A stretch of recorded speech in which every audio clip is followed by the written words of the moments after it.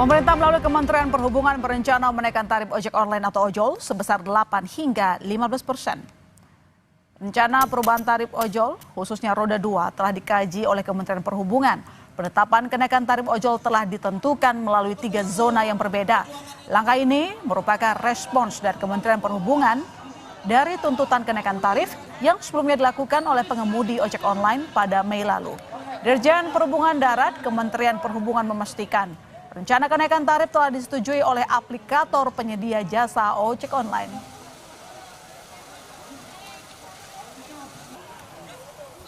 Untuk tuntutan terkait dengan tarif, kami sudah melakukan pengkajian dan sudah final untuk perubahan tarif, terutama roda 2.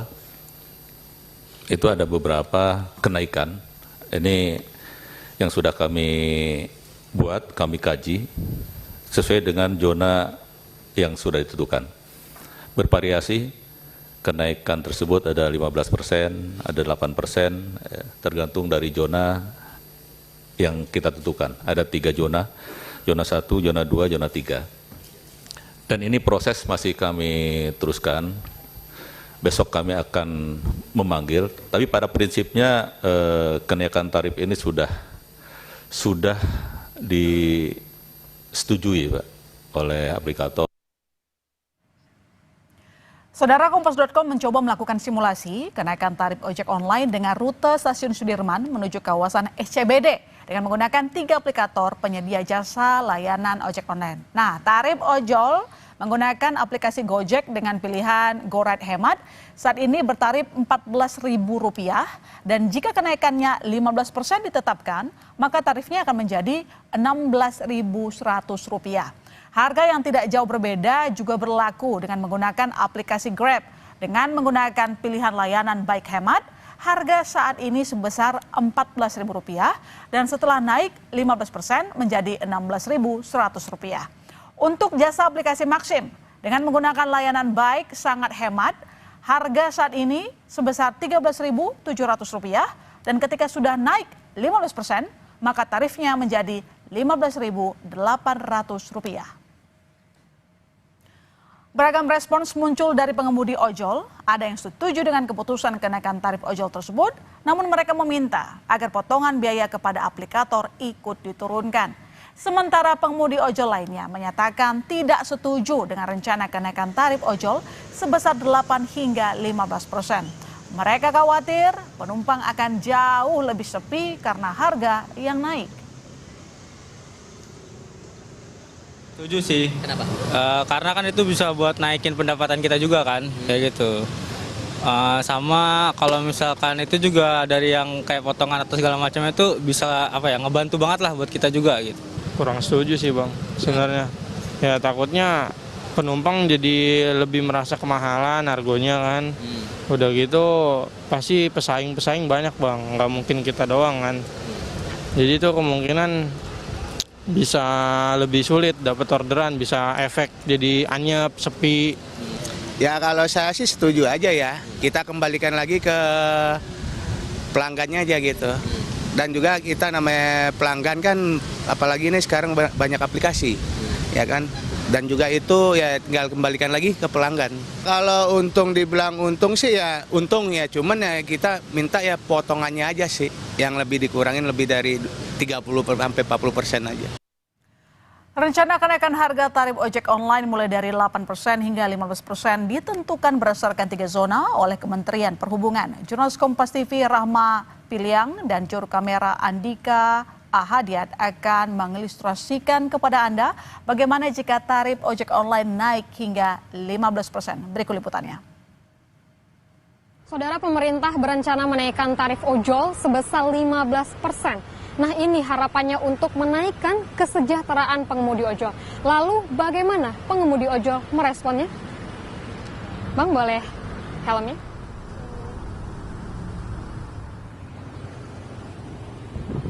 Kenaikan tarif ojek online menjadi salah satu angin segar bagi para pengemudi ojek online. Kenaikan ojek online mulai dari 8% hingga 15% diharapkan bisa meningkatkan kesejahteraan para pengemudi. Meskipun keputusan kenaikan tarif ojol belum finalisasi, namun hingga saat ini Kementerian Perhubungan tengah melakukan kajian lebih dalam. Kajian ini juga melibatkan aplikator sebagai jasa penyedia layanan. Selain itu, perwakilan pengemudi ojol, akademisi, hingga perwakilan konsumen turut dilibatkan dalam menggodok kebijakan kenaikan tarif ojol. Sejumlah pengemudi berharap kenaikan tarif ojol diiringi juga dengan penurunan potongan tarif kepada aplikator. Nah, saudara, saya tadi bepergian dari daerah Kuningan ke daerah Setiabudi. Tadi harga tarifnya sebesar 15.000, nanti jika kalau naik 15%, berarti itu akan menjadi sekitar 16.100. Nah, kita akan tanyakan kepada abang ojolnya bagaimana tanggapannya terkait dengan naiknya yang akan direncanakan tarif ojol ini akan naik. Saya bersama dengan abang Nanda Dwi Kurnia. Bang, ini rencananya pemerintah akan menaikkan tarif ojol 15%. Ini tanggapan abang sebagai pengemudi ojol seperti apa, Bang? Bagus sih Kak, ada peningkatan, cuman pasti kayaknya potongan ke aplikator ini masih agak gede sih kayaknya. Kalau biasanya itu seperti apa Bang, kalau untuk skema pembayarannya dari kantor, dari awalnya dari pelanggan, kantor juga ke pengemudi? Udah langsung dipotong sih Kak, cuman dikasih tahu berapa kepake dari customernya aja. Kalau kayak masalah bayar cash ya. Kalau misalnya harganya 10.000 untuk tarifnya, biasanya untuk ojolnya dapat berapa? Kalau 10.000 sesuai sih Kak. Sesuai biasanya juga ya. Berarti kalau misalnya tanggapan abang, kalau misalnya 15% ini naik, apakah menurut abang akan ada? Ya, saat ini kita sudah bergabung dengan Igun Wicaksono selaku Ketua Umum Asosiasi Pengemudi Ojol Garda Indonesia melalui sambungan Zoom. Selamat malam, Pak Igun. Selamat malam. Pak Igun, gimana respon Anda terkait rencana pemerintah naikkan tarif ojol dari 8 sampai 15%? Ya, ini lagi rame nih. Anda senang nggak? Mengenai kenaikan tarif nih. Nah, ini yang mengejutkan buat kami ya. Jadi tanggal berapa kemarin itu, tanggal 30 Juni 2025, itu kan Kementerian Perhubungan rapat kerja raker dengan Komisi 5. Nah, di dalam pemakarannya Kementerian Perhubungan itu kan menyampaikan akan menaikkan tarif ojol 8-19%. Ini yang mengejutkan buat kami. Karena gini, tanggal 20 Mei 2025 di flashback ya, kami menuntut itu tidak ada kenaikan tarif, gitu. Jadi yang kami tuntut bukan kenaikan tarifnya, tapi perbaiki dulu potongan biaya aplikasinya.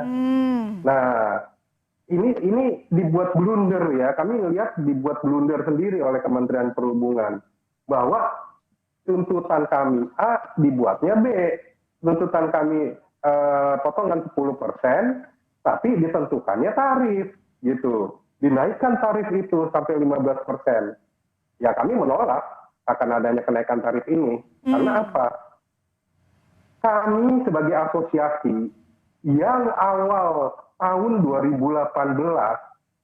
ikut serta dalam membuat peraturan Menteri Perhubungan nomor 12 tahun 2019 lalu, dan keputusan Menteri Perhubungan mulai dari tahun 2020-2022 itu tidak pernah dilibatkan lagi untuk membuat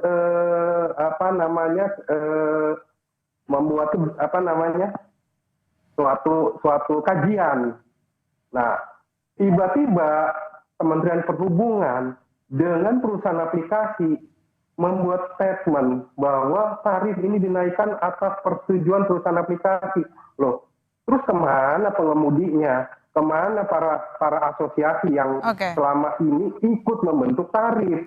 Gitu. Tiba-tiba membuat keputusan yang mengejutkan buat kami. Jadi kalaupun memang tarifnya naik sampai 15%, Anda curiga bahwa nanti potongan kepada aplikator pun tetap akan besar. Tidak sesuai dengan permintaan dari teman-teman ojol. Ya, betul. Jadi gitu. Jadi kami minta perbaiki dulu ini potongan biaya aplikasi 10%. Kami minta turun 5% loh. Jadi gini, potongan biaya aplikasi di dalam keputusan Menteri Perhubungan nomor 1001 tahun 2022 itu 15 plus 5%. Oke. Nah, jatahnya perusahaan aplikasi ini hanya 15% ya. Kita hanya minta turunkan tuh 5% aja. Jadi tinggal 10%. Itu aja kita minta. Nah, kalau yang 5% tambahan itu sebenarnya harus dikembalikan kepada para pengemudi dalam bentuk asuransi, beasiswa dan segala macamnya. Namun yang terima juga hanya sebagian kecil pengemudi, hanya formalitas saja. Tidak pernah ada merata diterimanya. Ya ini. Jadi ada suatu kami melihat mungkin suatu kong kali kong nih antara perusahaan aplikasi dengan Kementerian Perhubungan gitu. Jadi potongan untuk aplikator selama ini 20% ya? Koreksi kalau saya salah. Potong yang dalam regulasi adalah 15 plus 5. Namun fakta yang terjadi di lapangan, kita sudah serahkan nih alat barang bukti nih. Barang bukti yang sudah diserahkan kami kepada Komisi 5, lalu Komisi 5 juga menyerahkan kepada Menteri Perhubungan, itu sampai mencapai hampir 50%. Nah, pelanggaran seperti ini pun didiamkan oleh Kementerian Perhubungan.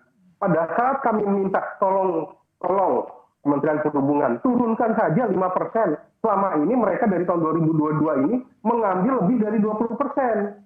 Itu pun masih dibuat alibi oleh Kementerian Perhubungan. Kalau diturunkan nanti bagaimana perusahaan aplikasi untuk hidup, untuk untuknya.